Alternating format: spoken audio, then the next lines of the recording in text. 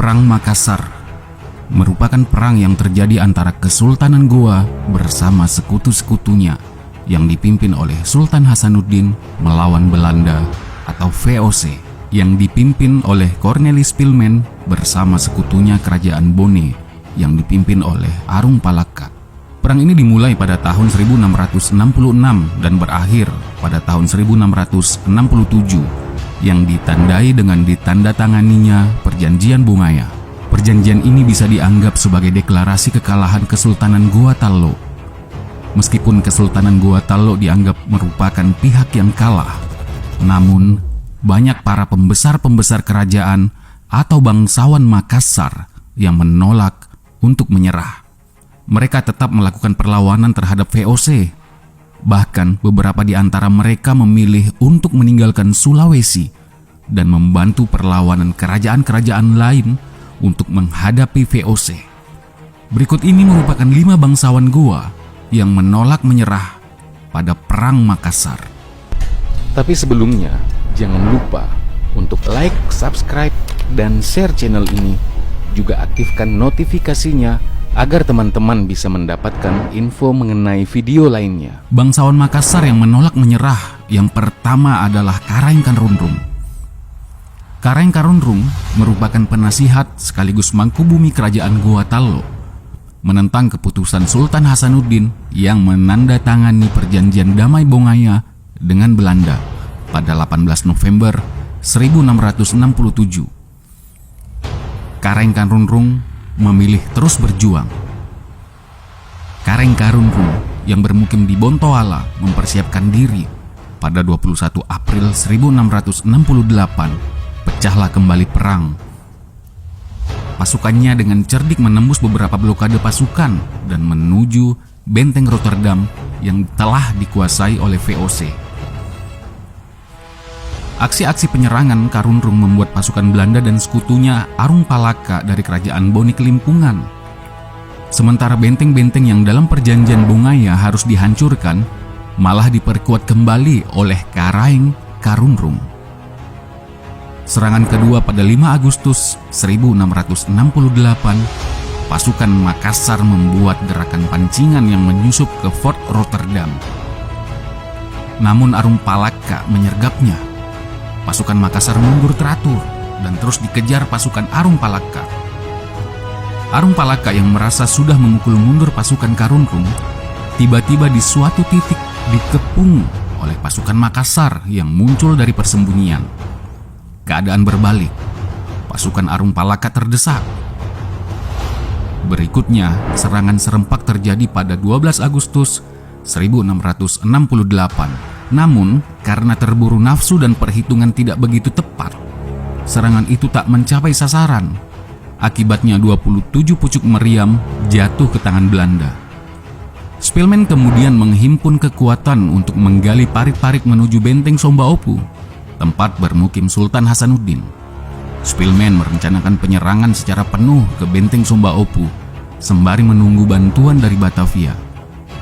Pada April 1669, meriam-meriam berskala ledak besar diarahkan ke Sombaopu.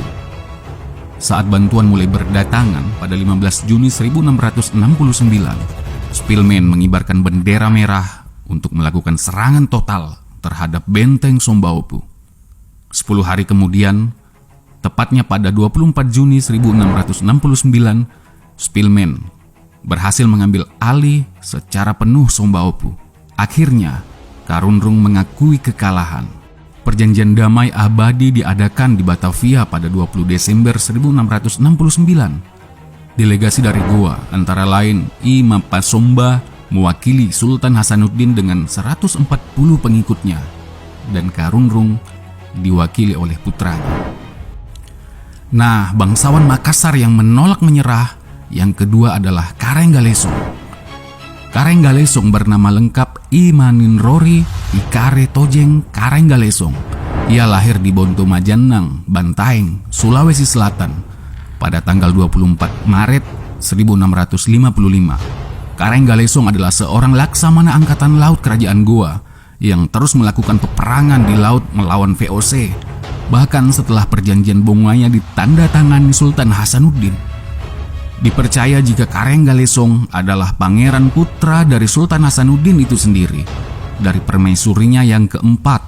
Setelah kekalahan kerajaan Goa Taluk dari VOC yang bersekutu dengan kerajaan Bone, setelah perjanjian Bongaya, dalam dokumen Lontara Karenggalesong berpendapat, yang menyerah hanya Raja Goa. Itu tidak berarti peperangan harus berakhir. Maka dari itu, Karenggalesong bersama adiknya I Fatimah Daeng Takontu dan rekannya Kareng Bonto Marannu masih terus berperang di laut, terutama sekitar perairan Jawa, dengan membantu perlawanan Trunojoyo dan Sultan Ageng Tirtayasa. Karenggalesong meninggal karena sakit di Ngantang, Malang, Jawa Timur pada tanggal 21 November 1679. Sebelum Trunojoyo menyerah, ia kemudian dimakamkan di Ngantang. Bangsawan Makassar menolak menyerah yang ketiga adalah I Fatimah Daeng Takontu. I Fatimah Daeng Takontu lahir pada 10 September 1659. Ia adalah putri tunggal hasil perkawinan Raja Goa Sultan Hasanuddin dengan gadis bangsawan dari Sanrobone, I Daeng Takele. Jika sang ayah mendapat gelar ayam jantan dari timur, maka seorang penyair Belanda memberi julukan Garuda Betina dari timur kepada Fatimah. Julukan itu diberikan karena kepercayaan Fatimah dalam memimpin pasukannya dalam setiap peperangan. I Fatimah diberi kepercayaan oleh ayahnya untuk memimpin pasukan Sri Kandi, namanya pasukan Balira. Setiap menghadapi pertempuran, pasukan Balira ini juga selalu diikutkan. Mereka selalu dikawal oleh pasukan Tubarani yang didominasi kaum lelaki. Ditandatanganinya perjanjian Bongaya pada tahun 1667 tidak menghentikan langkah I Fatimah Daeng Takontu bersama kakaknya Karenggalesong untuk terus berperang. Mereka bertekad ke tanah Jawa untuk melanjutkan perjuangan Raja Banten, Sultan Ageng Tirtayasa, dan penguasa Mataram, Raden Trunojoyo. Kedatangan orang-orang dari Makassar ini mendapat sambutan hangat dari Sultan Banten. Pasukan dari Makassar ini kemudian bergabung dengan pasukan Banten. Kiprah I Fatimah bersama pasukan Balira tidak hanya di Banten, ia juga ikut membantu kerajaan Mataram bersama kakaknya Karenggalesong. Baik pasukan Tubarani pimpinan Karenggalesong maupun pasukan Balira pimpinan I Fatimah, semuanya sudah dilengkapi dengan persenjataan. Di Mataram terjadi pertempuran antara pasukan Belanda yang didukung oleh pasukan Sultan Amangkurat II dan pasukan Arung Palaka dari Bone melawan pasukan gabungan Trunojoyo, Karenggalesong, dan Bonto Marannu. Karena terdesak, akhirnya pasukan Goa mundur. Karenggalesong jatuh sakit dan wafat pada 22 November 1679 dan dimakamkan di Desa Sumber Agung, Kecamatan Ngantang, Kabupaten Malang. I Fatimah mencari tempat perlindungan yang aman. Selanjutnya, ia melanjutkan perjalanan ke Banten. I Fatimah kemudian menikah dengan anak Sultan Banten, yaitu Maulana Hasanuddin. I Fatimah dan suaminya Maulana juga ikut bergerilya di hutan-hutan. Di lokasi persembunyian, Belanda melakukan serangan mendadak hingga pasukan I Fatimah kocar-kacir dan menyebabkan I Fatimah dan Maulana terpisah. I Fatimah melarikan diri ke kerajaan Mempawah, Kalimantan Barat. I Fatimah kemudian wafat dan dimakamkan di Pulau Temajo, salah satu pulau di Mempawah, Kalimantan Barat. Nah, yang keempat, Daeng Mangale, yang merupakan salah seorang bangsawan dari Makassar. Setelah kerajaan Goa kalah dari VOC pada Perang Makassar tahun 1666-1667, Daeng Mangale bersama 250 pengikutnya meninggalkan Makassar dan merantau sampai ke Ayodhya, sekarang Thailand, pada tahun 1674. Raja Pranarai menampung Daeng Mangale. Seperti umumnya para bangsawan asal Bugis Makassar yang segera membuktikan kepiawaiannya sebagai prajurit profesional di Asia Tenggara. Sayang, Daeng Mangale terlibat konflik dengan penguasa lokal. Ia dituduh akan melakukan pemberontakan bersama orang Champa dan orang Melayu.